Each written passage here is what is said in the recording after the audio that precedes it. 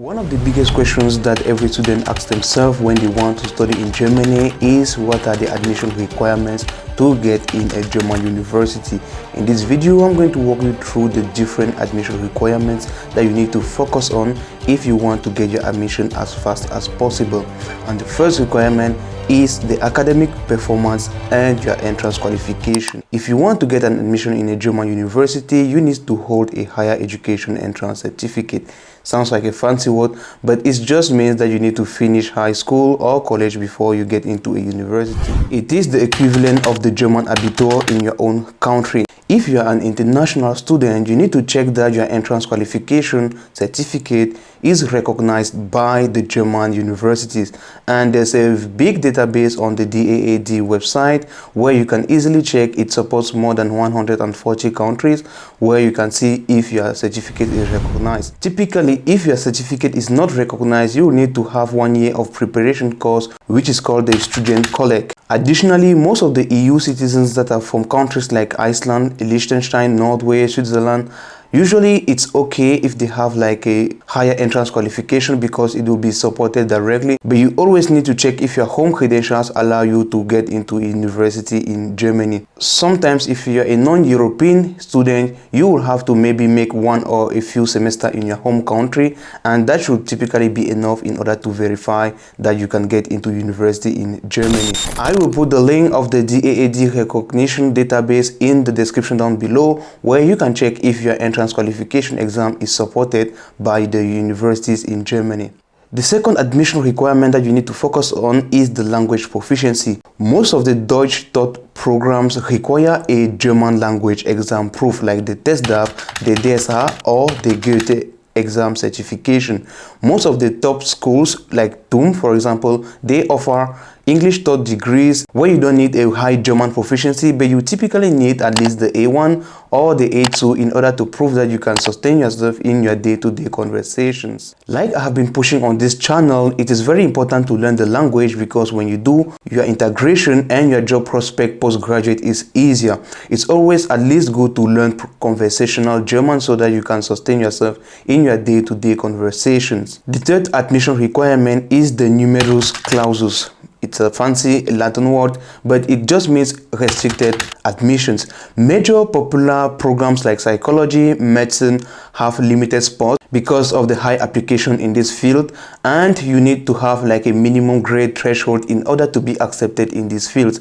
A lot of the university have put in place what is called the NC, where you have to go through many steps before you get the admission. This typically includes things like interview, entrance exam, show of portfolio for some programs like the College of Arts. You need to always check your program's NC cutoff score and the extra criteria on the university website. The fourth admission requirement that you need to also check is the health insurance. This is mandatory for all students in Germany, whether it is public or private plans.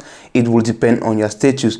If you are under 30 years old, you will typically go for public insurance, which is around 130 euros per month. And if you're over 30, then you have special cases for your insurance. And also, if you are from the European Economic Area, you can typically just get the same insurance that you're using in your country, and it will be accepted in Germany. But if you come from other countries, you will have to subscribe for an insurance which is mandatory. The fifth admission requirement that you will have to focus on is the proof of finance. Public university in Germany is typically free, but you still need to sustain yourself every month. You will have to spend around 850 euros per month depending on the cities that you are living. If you live in the bigger cities like Munich, Hamburg or even Frankfurt, you can typically spend even more. But officially, you need to prove that you can have at least 920 euros each month in order to sustain yourself in Germany. You need to have a blocked account or a Sperrkonto with at least 11,000 per year, which is required for your visa application in order to prove that you can sustain yourself each month. This is not the only way, as you can also have what is called the Verpflichtungserklärung or the parental guarantee and the scholarship or even a student loan to prove that you can sustain yourself economically while you are pursuing your studies. The sixth admission requirement is the student visa and the application timeline. In order to apply for a visa, if you are from a country that needs a visa to study in Germany, you typically need to have an acceptance letter from your university. So you typically need to apply for the university admission first using the documents that you obtained from the previous steps, like the blocked account, the health insurance, and also your entrance qualification exam. And depending on the country where you are applying from, you will typically have to wait between 3 months or even 1 year in some countries in order to get your visa, and in some countries it is as short as 2 weeks. You need to also keep an eye on the semester deadlines when you are doing your applications. The winter applications are open from May to June and they close from July to August, and the summer applications are open from December to January. And you need to make sure that you apply in this time frame via Uni Assist or the university portal. You need to make sure also that you have all the documents required, because your university will require some specific docs or documents. There's also an option of being a guest student, where you have the status of attending classes without being enrolled, and you'll just have to pay a small fee. So these are typically the steps that you need to follow in order to get your admission to study in a university in Germany. And if you want to receive this as a PDF checklist that I have put in place, you can click on the link down below and download your PDF now, and you'll be able to have all these processes streamlined, and you can check it as you go through them. Don't forget to click the like and the subscribe button to my channel if you enjoy this type of content. I love you and stay focused. Ciao, ciao.